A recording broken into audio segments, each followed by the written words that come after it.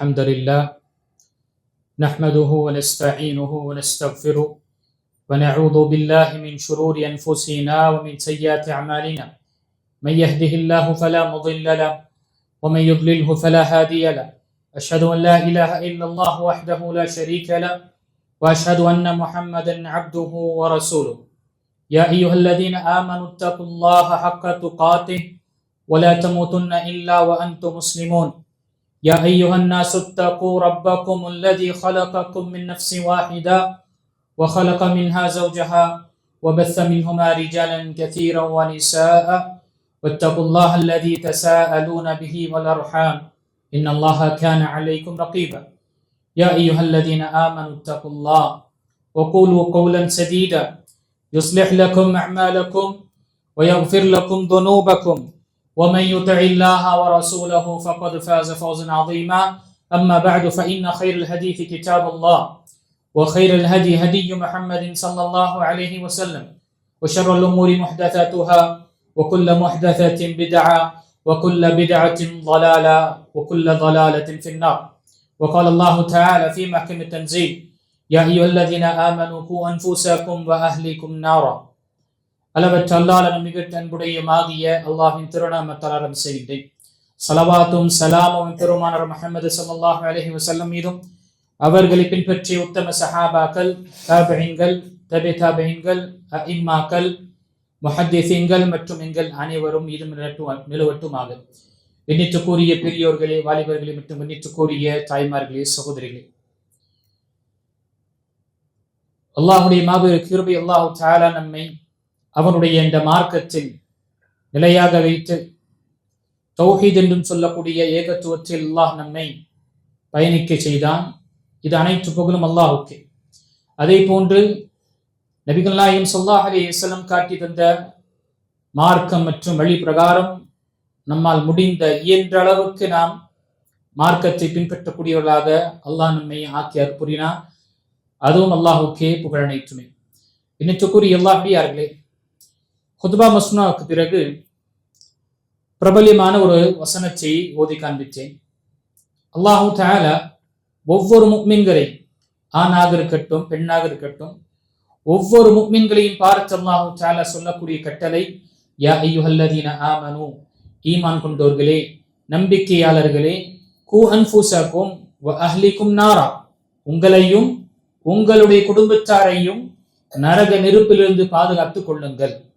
வகூதுஹன் Nios வல் ஹிஜாரா, அந்த நரகம் எப்படி என்றால், அந்த நரகத்துடைய நெருப்பும் ஜுவாலையும் உஷ்ணமும் எப்படி என்றால், அது மனிதர்களாலும் கற்களாலும் அது அந்த நெருப்பு மூட்டப்படுகின்றது. அலைஹா மலாயிகத்துன் கிலாதுன் ஷிதாத், அந்த நரகத்தில் எப்படிப்பட்ட வானவர்கள் நியமனம் செய்யப்பட்டிருக்கின்றார் என்றால், கடுமையான குணம் உள்ளவர்கள், இரக்கமற்றவர்களாக இருப்பார்கள். அவர்கள் யார் மீதும் இரக்கம் காட்ட மாட்டார்கள். அதே போன்று அல்லாஹ் என்ன கட்டளையிட்டானோ அதற்கு அவர்கள் மீறி செய்ய மாட்டார்கள். இணைத்துக்குரிய அல்லாஹ்வியார்களே, இந்த நாம் கோடை விடுமுறைக்கு பிறகு நாம் அனைவரும் ஒரு தகப்பன் என்ற ஸ்தானத்திலும் பெற்றோர் என்ற ஸ்தானத்திலும் நம்முடைய பிள்ளைகளை நாம் ஒன்று புதிய பள்ளிக்கூடத்தில் சேர்ப்பதற்கான முயற்சிகள் செய்து கொண்டிருப்போம், அல்லது பழைய பள்ளிகளில் நம்முடைய குழந்தைகளுடைய ஃபீஸு, புக்கு, இப்படி என்ற விஷயங்களை நாம் மேற்கொண்டிருக்கின்றோம்.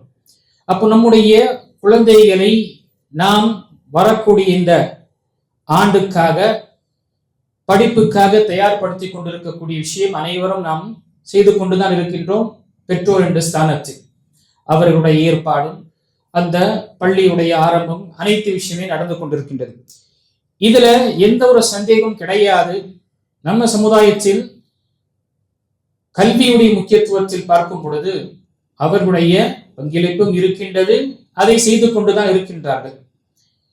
எப்பொழுது நாம் மார்க்க விஷயங்களை சிந்திப்போமோ, மார்க்க நமக்கு சொல்லக்கூடிய அறிவுரைகளை நாம் கொஞ்சம் அவதானிப்போமோ, மார்க்க நமக்கு நம்முடைய குழந்தைகளையும் நம்முடைய குடும்பத்தையும் நரக நெருப்பிலிருந்து உங்களை பாதுகாத்துக் கொள்ளுங்கள் என்று முதல் அல்லாஹ் தஆலா நமக்கு கட்டளையிடுகின்றார்.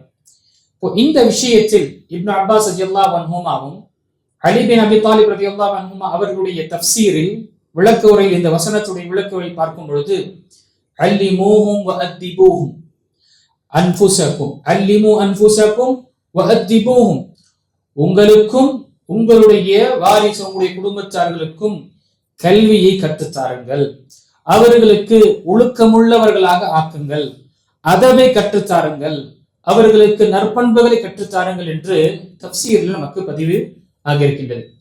இப்போ நாம நம்முடைய முயற்சி உலக ரீதியான உலக கல்வி ரீதியான விஷயங்கள் நம்முடைய முயற்சி இருக்கும் பொழுது மார்க்க ரீதியான கல்விகளில் நாம மறந்து விடக்கூடாது.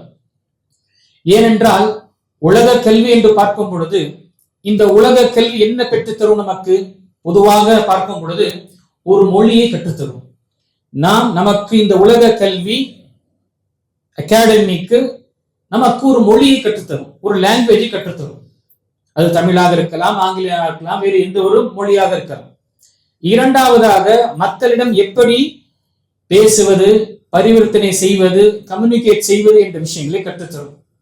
அதே போன்று கொஞ்சம் அந்த மாணவனோ அல்லது மாணவியோ முயற்சி செய்து அவர்களுடைய விஷயத்தில் அவர்கள் கொஞ்சம் நல்லொழுக்கங்கள் கலக்கக்கூடிய விஷயத்தில் அவர்களாக தானாக கொஞ்சம் முயற்சி செய்யும் பொழுது நல்லொழுக்கங்களை கற்கக்கூடியவர்களாக இருக்கின்றனர்.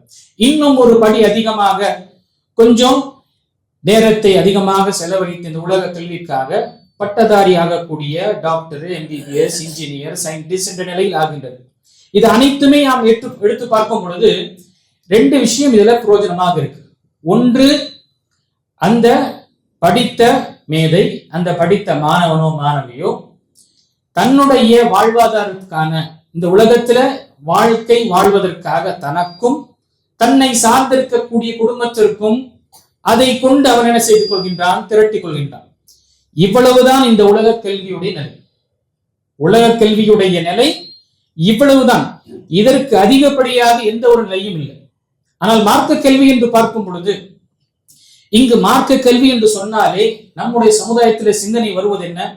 மார்க்க கல்வி கற்றுக்கிட்டு அவர் இமாம் ஆகணும், முஃப்தி ஆகணும், அல்லது அவர் ஒரு பள்ளிவாசலுடைய இமாமாக, மதரசாவுடைய, இப்படிதான் நம்முடைய சிந்தனையில் இருக்கின்றது. மார்க்கம் என்ன சொல்லவில்லை?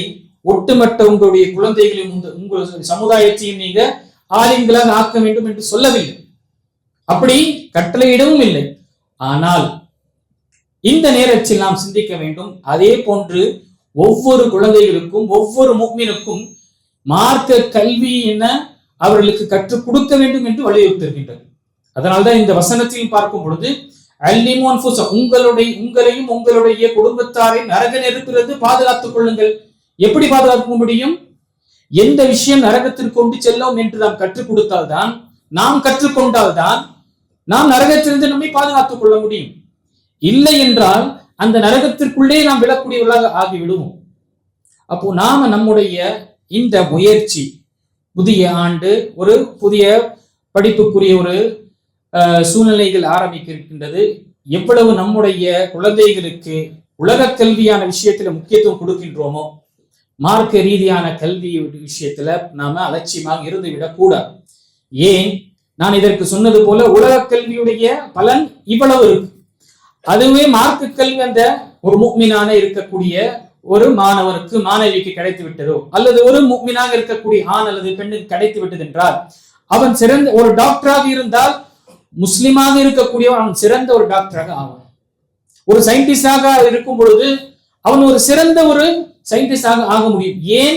அவனுடைய மார்க்கம் அவனை பண்படுத்துகின்றது, ஒழுக்கத்தை கற்றுத்தருகின்றது, மக்களுக்கு நன்மை நாடுவதற்காக கற்றுத்தருகின்றது, மக்களுடன் நீதமாக நியாயமாக இருக்க வேண்டும் என்று கற்றுத் தருகின்றது, மக்களுடன் நீ அனுசரித்து போக வேண்டும் என்று கற்றுத் தருகின்றது, பணிவாக இருக்க வேண்டும் என்று கற்றுத் தருகின்றது, மக்களுக்கு பிரயோஜனமான எங்கிருந்தாலும் நலனை நாடக்கூடிய ஒரு முஃமினாக இருக்க வேண்டும் என்று கற்றுத் தருகின்றது.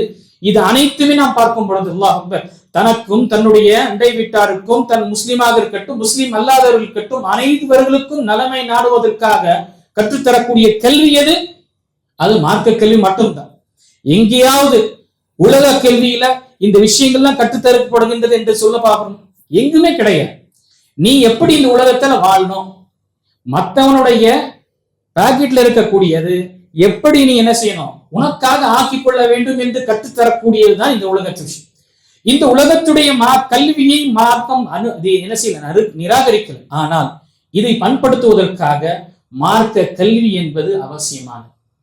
நாம் நம்முடைய குழந்தைகளுக்கு சிறு வயதிலிருந்தே அவருக்கு என்ன செய்யறோம், எல்லாத்தையும் பட்டியலிட்டு என் குழந்தை டாக்டர் ஆகணும், அதுக்கு நான் என்ன செய்யணும், சிறு வயதிலிருந்து அவனுடைய கேஜியிலிருந்தே என்ன செய்யறோம், பிரைமரியிலிருந்தே நாம எந்த ஸ்கூல்ல போடணும், எந்த ஸ்கூலுக்கு போனா அவன் எந்த மார்க் எடுப்பான், அங்கிருந்து எப்படி அவன் நீட்டுக்கு செய்யணும், கட் ஆஃப் எப்படி வரும் என்று என்ன செய்கின்றோம். பெற்றோர் தம்பதிகளாக இருக்கக்கூடிய கணவன் மனைவி குழந்தையுடைய அந்த பாக்கியம் பெற்றவுடனே அவர்களுடைய கனவுகள் ஆரம்பித்து விடுகின்றது. ஆனால் இதே ஒரு விஷயம் ஒரு முஃமினாக இருக்கக்கூடிய தம்பதிகள், இந்த குழந்தை அல்லாஹ் எனக்கு கொடுத்த ஒரு பாக்கியம் மட்டுமல்லாமல் இது என்னுடைய பொறுப்பும், என் மீது கொடுக்கப்பட்ட ஒரு கடமை.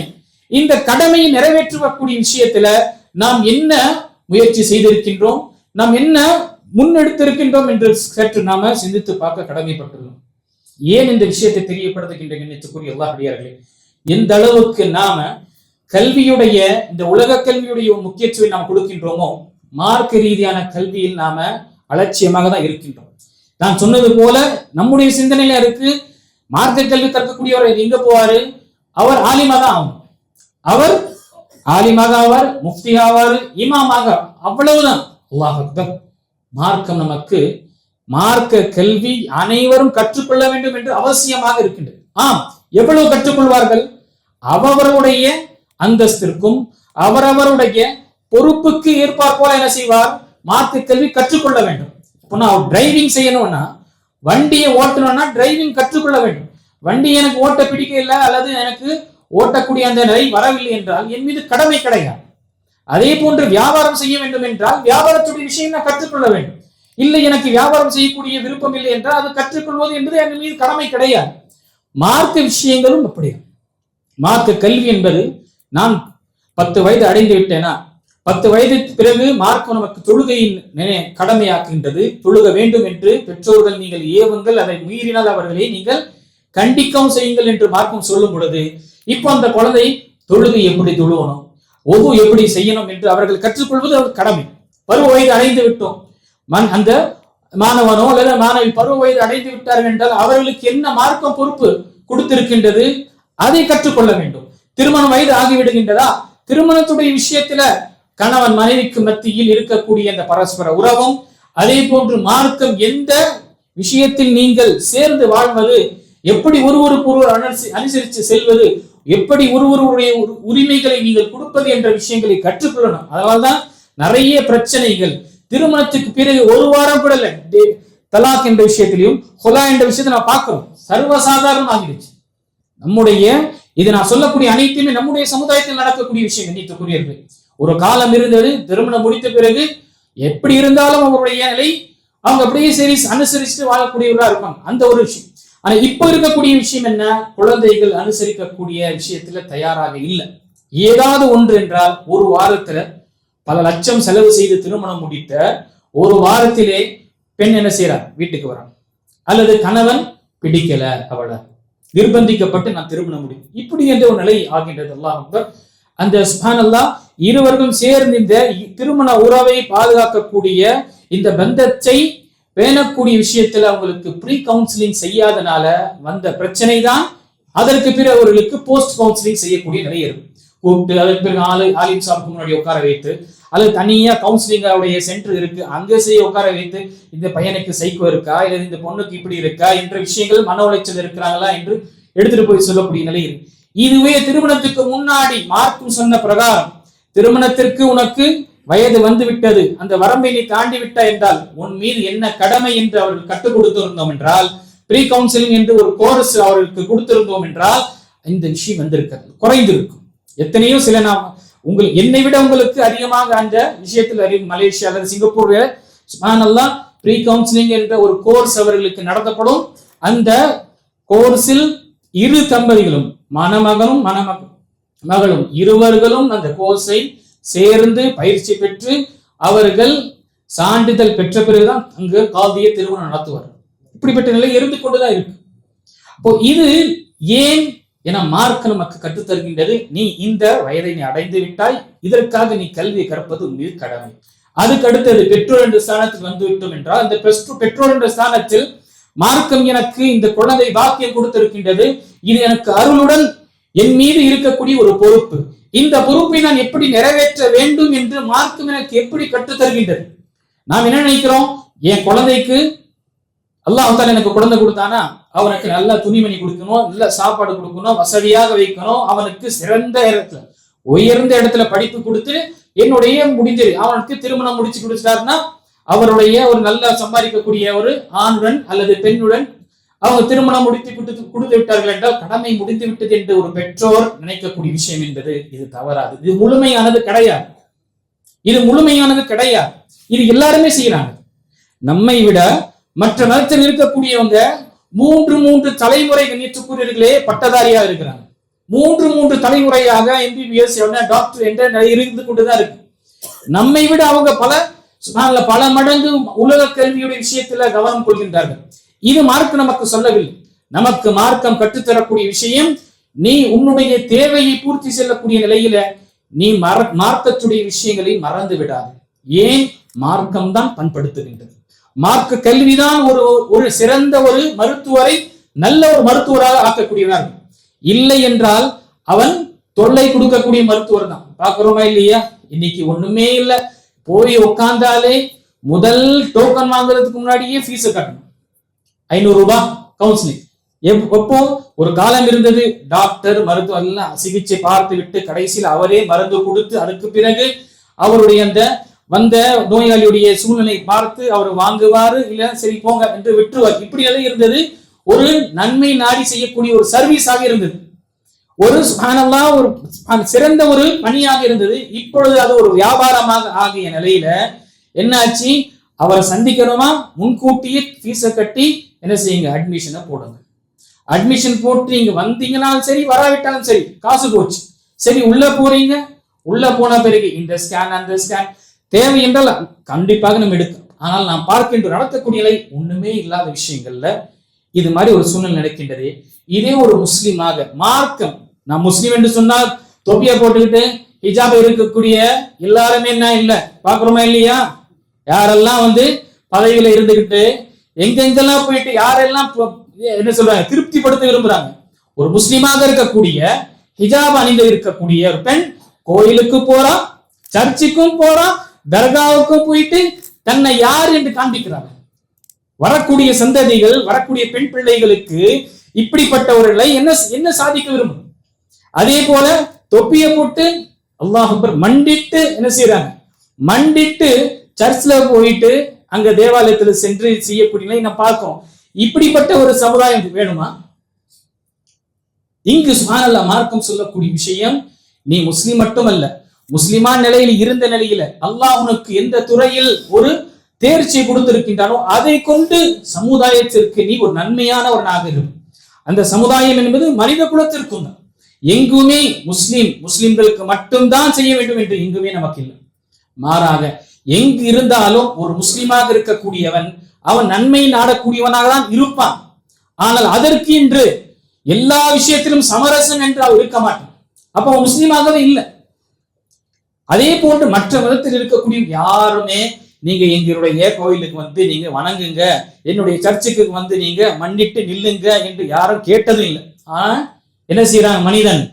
தன்னுடைய இந்த பதவிக்காகவோ அல்லது அந்த அரசியல்ல தன்னுடைய பெயரை தக்க வைத்துக் கொள்வதற்காக அவனுடைய கொள்கையை மார்க்கத்தையே என்ன செய்யறான், எந்த மார்க்க அடையாளம் கொண்டு அவன் பெற்றான் அந்த பதவியை, அதுவே என்ன செய்ய விருப்பதற்காகவும் தயாராக இருக்கின்றான். அல்லாஹ் பாதுகாக்க வேண்டும். இப்படிப்பட்ட நிலையில் சமுதாயம் சென்று கொண்டிருக்கின்றால் நம்ம குழந்தைகளுக்கு கணித்துக்கூடிய அல்லாஹ்வுடையார்களே மார்க்க ரீதியான விஷயத்தில் நாம் கவலை கொள்ள வேண்டும்.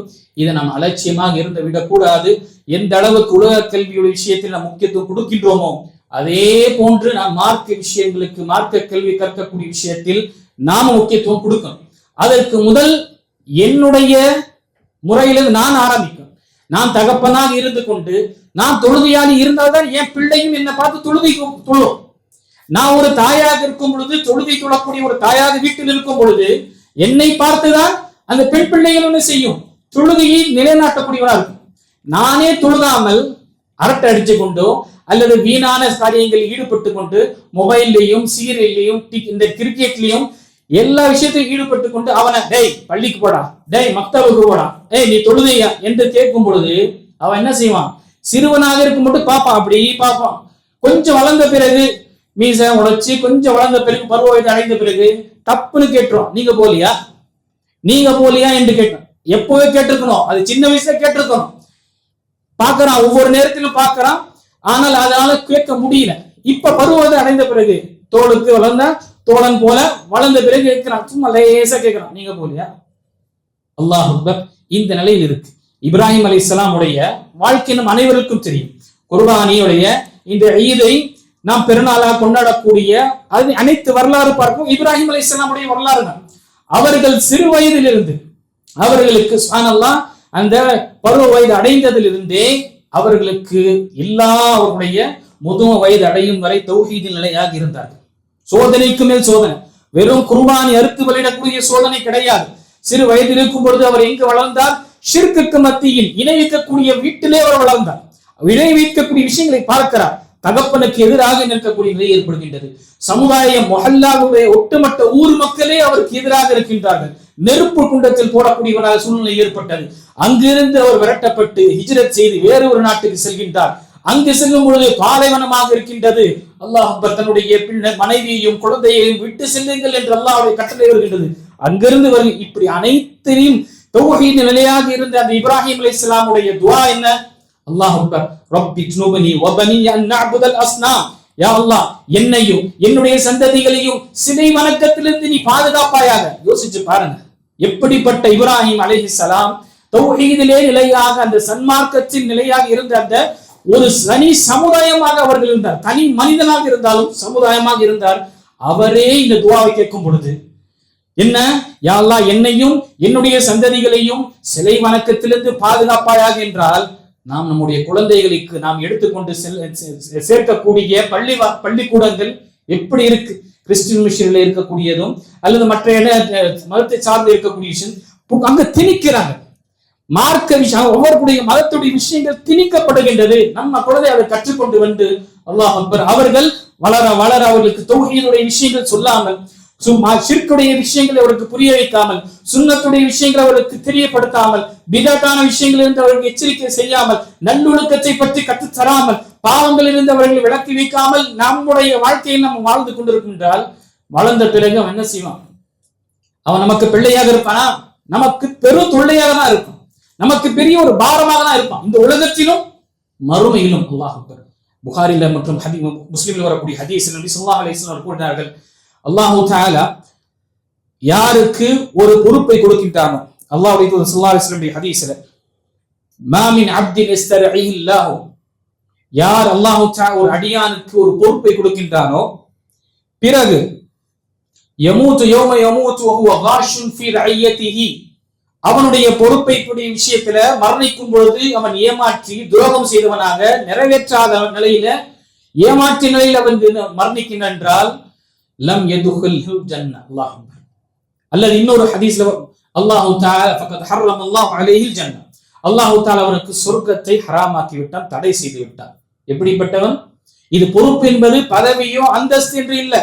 ஒவ்வொருவரும் பெற்றோராக இருக்கின்றோம் என்றால் குழந்தையுடைய பராமரிப்பு பொறுப்பு நமக்கு, குழந்தையுடைய பராமரிப்பு நமக்கு. ஆசிரியராக இருக்கின்றோம் என்றால் அந்த ஆசிரியர் பணியை செய்யக்கூடியவர்களுக்கு வந்து பொறுப்பு இருக்கின்றது.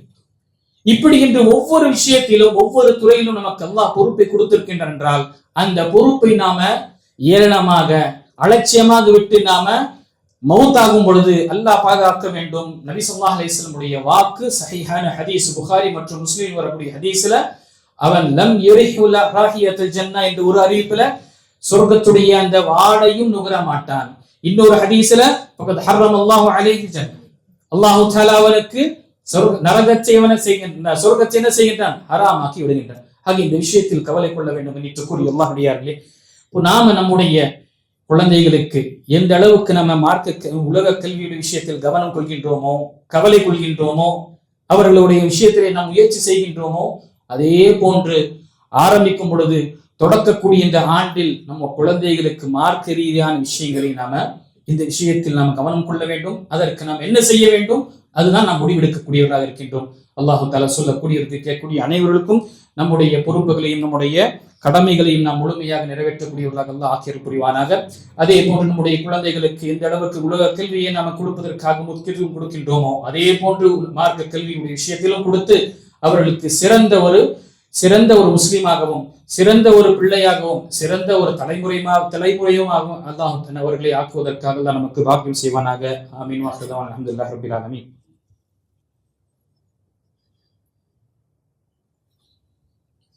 அல்ஹம்துலில்லாஹ் வஸ்ஸலாத்து வஸ்ஸலாமு அலா ரசூலில்லாஹ் வ அலா ஆலிஹி வ ஸஹ்பிஹி அஜ்மஈன். இணைத்துக்குரிய அல்லாஹ்வுடையார்களே, இந்த விஷயத்தில் நாம் நினைவு கொள்ள வேண்டும். எப்படி இப்ராஹிம் அலைஹிஸ்ஸலாம் தன்னுடைய சமுதாயத்தையும் தன்னுடைய குடும்பத்தை பற்றி கவலை கொண்டார்களோ, எப்படி அவர்களுக்கு பின்னால் வந்த அவர்களுடைய வாரிசாக இருந்த யாக்கூப் அலைஹிஸ்ஸலாம் அல்லாஹ் தஆலா இன்னும் அழகாக வர்ணிக்கின்றான்.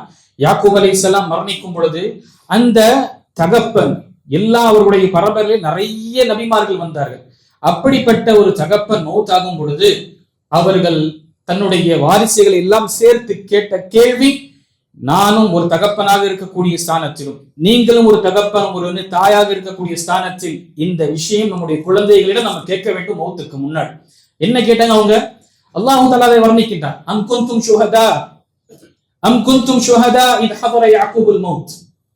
நீங்கள் யாக்கூப் அலைஹிஸ்ஸலாமுக்கு மரணம் வரும் பொழுது, மரண தருவாயில் வரும் பொழுது நீங்கள் அவர்களுக்கு முன்னால் இருந்தீர்களா, நீங்கள் சாட்சியாக அங்கு இருந்தீர்களா என்று அல்லாஹ் தஆலா கேட்டுவிட்டு அந்த யாக்கூப் அலைஹிஸ்ஸலாம் தன்னுடைய எல்லா அந்த குழந்தைகளின் வாரிசுகளையும் அழைத்து என்ன கேட்டார்கள்? யா புனைய லிமா தஅபுதூன மின் பஅதி, என்னுடைய குழந்தைகளே, என்னுடைய வாரிசுகளே, எனக்கு பிறகு நீங்க யாரை வணங்குவீங்க?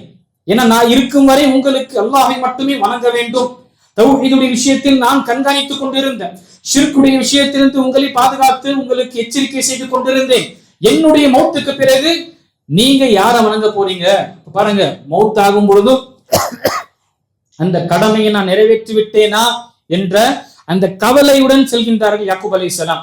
அப்போ அனைத்து மா தஅபுதூன மின் பஅதி, எனக்கு பிறகு நீங்க யாரை வணங்குவீங்க என்று கேட்கும் பொழுது அனைத்து அந்த பிள்ளைகளும் ஒத்த கருத்துல அவர்கள் கூறினார்கள், நஅபுது இலாஹக வ இலாஹ ஆபாஇக இப்ராஹீம் வ இஸ்ஹாக் வ யாக்கூப் என்று அல்லாஹ் தஆலா அந்த வசனத்தை தெரியப்படுத்தினார். நாங்க உங்களுடைய இறைவனையே தான் வணங்குவோம், உங்களுடைய இறைவனும் இப்ராஹிம் அலைஹிஸ்ஸலாமுடைய இறைவனும் பிறகு ஒரே ஒரு இறைவனாக இருக்கக்கூடிய அந்த அல்லாஹை தான் நாம் வணங்குவோம், இதற்கு நாம் சான்றாக சாட்சியாக இருக்கின்றோம் என்று அவர்கள் கூறினார்கள். இந்த ஒரு சான்றை பெற்றுவிட்டு அவர்கள் இந்த உலகத்தை விட்டு சென்றார்கள் என்றால், இப்போ எனக்கும் உங்களுக்கும் நம்முடைய குழந்தைகளுக்கு நம்ம டாக்டராக ஆக்கணும், நம்ம இன்ஜினியராக ஆக்கணும், சயின்டிஸ்டாக ஆக்கணும், ஐஏஎஸ் ஐபிஎஸ் என்று ஆக்கணும், அதெல்லாம் ஒரு கனவு ஒரு தரம் இருக்கும் பொழுது, மௌத்தாகும் பொழுது எனக்கு கொடுக்கப்பட்ட இந்த வாரிசு, இந்த நியமத்து, இது பொறுப்பை நான் நிறைவேற்றி விட்டேனா, என்னுடைய மகனாருக்கு என்னுடைய மகளுக்கு நான் அல்லாஹ்வுடைய விஷயத்தின் அவருக்கு அறிமுகப்படுத்தினேனா, மார்க்கத்துடைய விஷயத்தில் அவளுக்கு மார்க்க கல்வியை கற்றுக் கொடுத்தேனா என்ற விஷயத்தில் நாம் கேட்கும் பொழுது, மௌத்தாகும் பொழுது இவ்வளவு விட்டுருக்கேன் அவ்வளவு விட்டுருக்கேன் என்று இல்லாமல், என்னுடைய மகளே, என்னுடைய மகனே, எனக்கு பிறகு நீ மார்க்கத்தில் எப்படி இருக்க போறா, நான் இருக்கிற வரை உனக்கு கண்காணித்துக் கொண்டிருந்தேன், கண்டிப்பாக இருந்தேன் உண்மையது. இப்பொழுது நான் இந்த உலகத்தை விட்டு செல்ல இருக்கின்றேன், என்னுடைய பொறுப்பை நான் நிறைவேற்றி விட்டேனா இல்லையா என்ற ஸ்தானத்தில் அந்தந்த குழந்தைகளிடம் நாம கேட்க வேண்டும். எனக்கு பிறகு நீங்க யார வணங்க போறீங்க? இந்த தௌஹீதுடைய விஷயத்தில் நாம கவனம் குறைந்தோம் என்றால் அல்லாஹ் அக்பர், இப்போ இருக்கக்கூடிய சூழ்நிலை சுயநலவாதியாகத்தான் ஆக்குது. மனிதனை சுயநலவாதி, தனக்கு எவன் எப்படி இருந்தாலும் சரி, அவன் எப்படி கேடு கட்டாலும் சரி, யான் என்ன பாதுகாத்துக் கொள்றான் என்ற நிலைதான் இருக்கு. ஆனால் மார்க்கம் ஒரு முஃமினுக்கு எப்பொழுதுமே சுயநலவாதியாக இருக்க மாட்டான் என்று பாடத்தை புகட்டுகின்றேன். அப்போ இதற்கு என்ன தீர்வு? என்ன தீர்வு இந்த விஷயத்தில் பார்க்கும் பொழுது நீச்சக்கூடிய அல்லாஹ்வியார்களே, பொதுவாக இந்த பள்ளிக்கூடங்கள் என்று பார்க்கும் பொழுது அல்லது மதரசாக்கள் என்று பார்க்கும் பொழுது நம்முடைய சுற்றுச்சூழல 3 வகையான மதரசாக்கள் நம்ம சிந்தித்து பார்க்க வேண்டும்.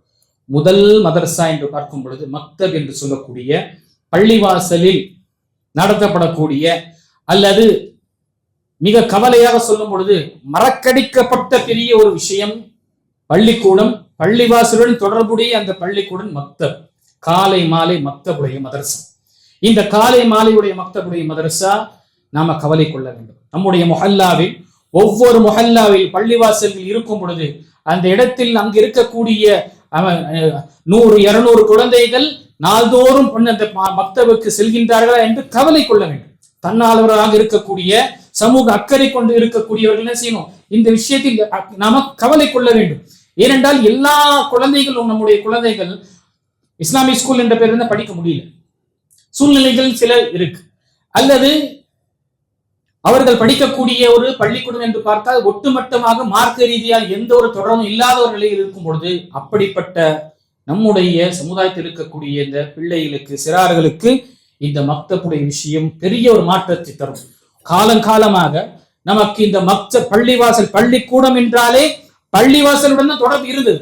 எப்போ நாம பள்ளிக்கூடத்தை பள்ளிவாசலுடன் நாம ஒத்தி வைத்தோம், எடுத்து அதுக்கு பிறகுடைய அந்த தாக்கம் குறைந்து கொண்டே வந்தது. பள்ளியுடைய தொடர்பும் குறைந்து விட்டது நம்முடைய பிள்ளைகளுடைய, நம்முடைய வாரிசுகளுடைய விஷயம். அப்ப முதல் விஷயம் கணித்துக்கூடிய அல்லாஹ்வியார்களே, நாம நம்முடைய சமுதாயத்தை சீர்படுத்துவதற்காக இந்த மக்தபுடைய சிஸ்டத்தை திரும்பவும் நாம் இதை உயிர்ப்பிக்க வேண்டும், திரும்பவும் உயிர்ப்பிக்க வேண்டும். கணித்துக்கூடிய அல்லாஹ்வியே, இதுவும் ஒரு அவல நிலை. நம்முடைய சமுதாயத்துல ஒரே இமாம் 100 பசங்களை படிக்க வைக்கணும், ஒரே இமாம் 100 பசங்களையும் படிக்க வைப்பார். ஒரே இமாம் 100 பசங்களை எப்படிங்க படிக்க வைக்க முடியும்? அதற்கு நம்ம என்ன செய்யலாம், 4-5 இமாம்களை நம்ம நியமனம் செய்து, பார்ட் டைம் என்ற விஷயத்துல நியமனம் செய்து, அங்கு இருக்கக்கூடிய மாணவர்களும் மாணவிகளுக்கும் அவர்களுக்கு காலை மாலை என்ற அந்த மக்தபுடைய விஷயங்கள் ஏற்படுத்தும் என்றால் பெரிய ஒரு மாற்றம் வரும், கண்டிப்பாக பெரிய ஒரு மாற்றம் வரும். இதை நாம கவலை கொள்ள வேண்டும்.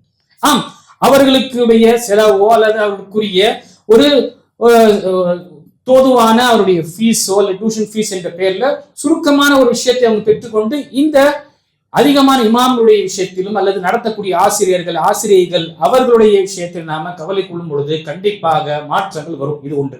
இரண்டாவது பார்க்கும் பொழுது நிச்சயக்கூடிய அல்லாஹ்வியார்களே, மதரசா நாம் பார்க்கும் பொழுது பொதுவாக முழுமையாக மார்க்க கல்வியும் அல்லது உலக கல்வியும் இரண்டும் சேர்த்து கற்பிக்கக்கூடிய மதரசாக்களும் பள்ளிக்கூடங்கள் இருந்து கொண்டிருக்கின்றது. அந்த விஷயத்தில் நாம கவலை கொண்டு அவர்களுடைய அந்த விஷயத்தில் நாம நம்முடைய குழந்தைகளை சேர்ப்பதோ அல்லது அந்த விஷயத்தில் நம்முடைய சமுதாயத்துடைய சில பிள்ளைகள் படிக்க முடியாத ஒரு சூழ்நிலை இருக்கும் பொழுது அவர்களுக்கும் என்ன இந்த விஷயத்தை நாம கவலை கொண்டு அவர்களுடைய மார்க்க விஷயத்திற்கு நாம உறுதுணையாக இருக்கும் பொழுது கண்டிப்பாக மாற்றங்கள் வரும். மூன்றாவது மற்றும் கடைசி பார்ட் டைம் உடைய விஷயம் என்ன, ஈவினிங்காக மாலையுடைய இந்த காலேஜில் படிக்கக்கூடிய மாணவ மாணவிகளுக்கு ஈவினிங் கிளாஸ் என்று வைத்து பள்ளிவாசல்ல இவங்களுக்கு ஏற்பாடு, இவங்களுடைய வயதிற்கு இவங்களுடைய வரம்புக்கு ஏற்ற போல அவர்களுக்கு தேவையான விஷயங்கள், வரக்கூடிய இந்த சமுதாயத்துடைய சேலஞ்சஸும் வரக்கூடிய சவால்களை எப்படி மேற்கொள்ள வேண்டும்,